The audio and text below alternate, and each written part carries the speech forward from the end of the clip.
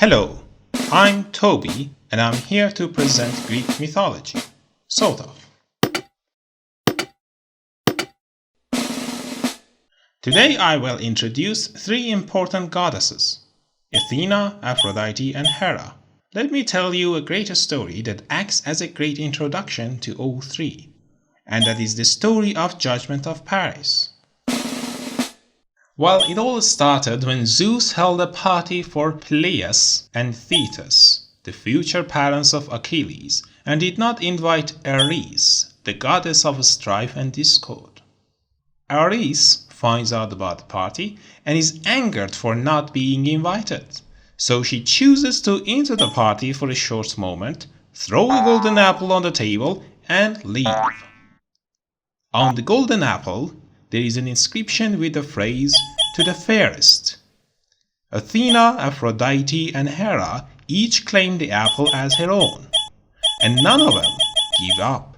Seeing this, Zeus appoints Paris, a prince of Troy, to choose the fairest. Now each goddess tries to bribe Paris. Athena offers him wisdom and warcraft. Hera offers him sovereignty over lots of cities. And Aphrodite offers him the most beautiful girl in the world, Helen of Sparta. Well, ladies, welcome to this contest. Please tell the audience what is the most important thing the Prince of Troy needs. That's easy. Wisdom and world peace. Definitely world peace and kingdom of Europe and Asia. The most beautiful girl of all, Helen of Sparta. What is wrong? Okay then, I'm also going to go for...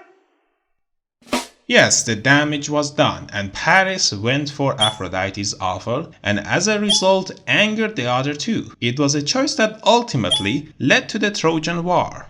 And now, let's introduce each of these goddesses, starting from Athena. Athena is the goddess of wisdom and war.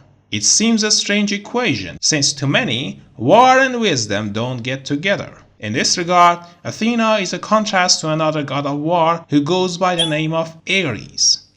Ares' version of war is that of violence and bloodshed, while Athena is into the statecraft and planning behind war. So it will not be wrong if we call Athena a politician or a goddess of politics.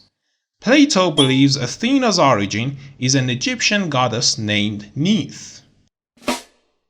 "In the delta of Egypt," said Critias, "where at its head the stream of the Nile parts in two, there is a certain district called the Cetic. The chief city in this district is Sais, the home of King Amasis, the founder of which, they say, is a goddess whose Egyptian name is Neith, and in Greek, as they assert, Athena." The way Athena is born is quite a fantastic story. Zeus, like his father, is not much into babies. Add to that the prophecy he hears about a child who is going to be more powerful than him. To avoid this, Zeus swallows the mother of the child, Metis.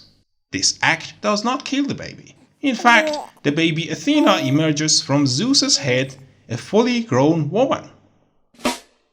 You will regret this. How dare you eat me? Shut up. Do you like swallowing or chewing? Swallowing would be nice. Okay. Don't forget to drink water.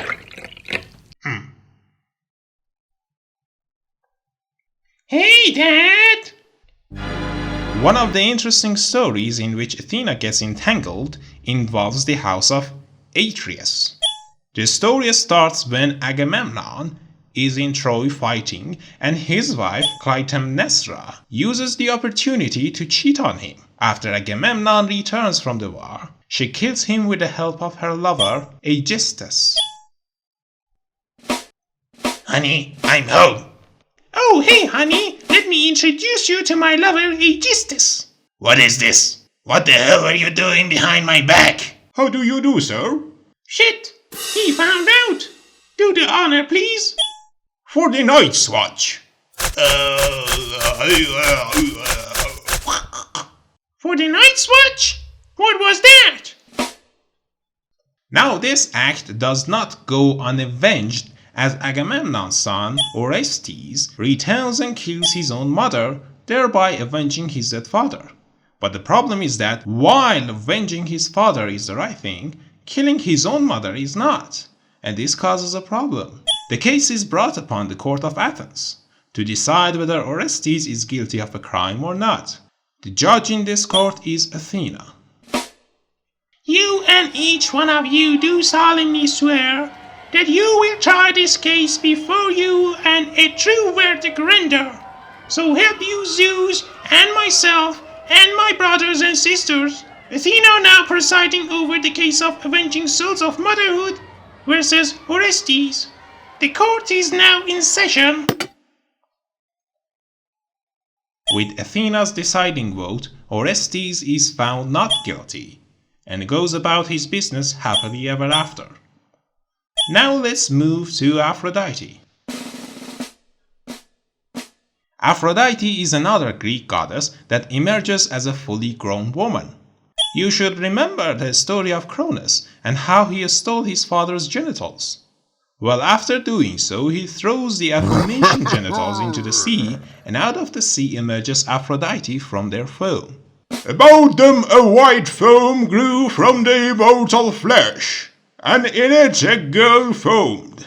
First she approached holy Cythera, then from there she came to Sigurd Cyprus, and out stepped a modest and beautiful goddess, and the grass began to grow all round beneath her slender feet. Gods and men call her Aphrodite.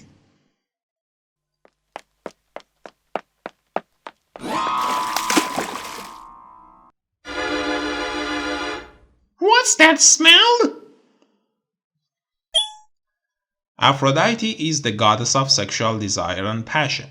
You need to differentiate between love and sexual desire in this case. In fact, Aphrodite only cares about sex and not much about love.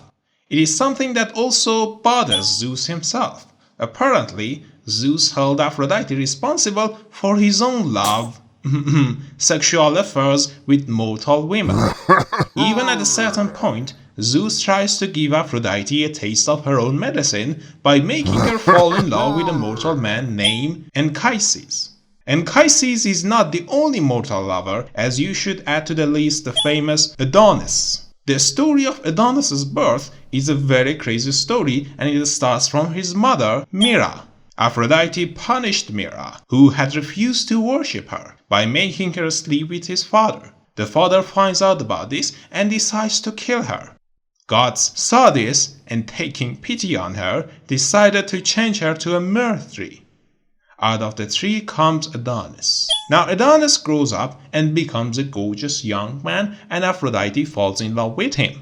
One day Adonis was hunting a wild boar, and suddenly the wild boar, who was in fact Ares, god of war in disguise, gains the upper hand and attacks him, and this is how Adonis is killed.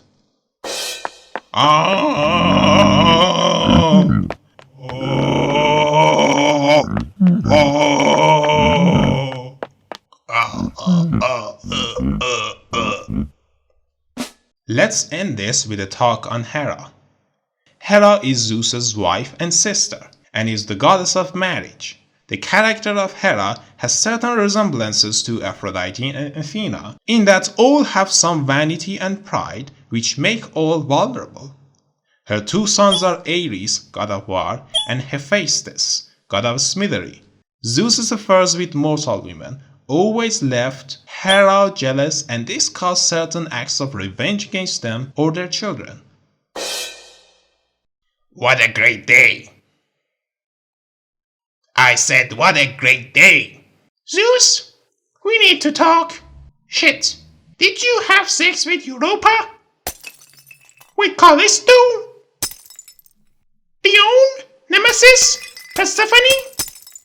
What is wrong with you, you sex maniac? It is a great day, is it not? So here we had three most important goddesses in the Greek pantheon. Good day.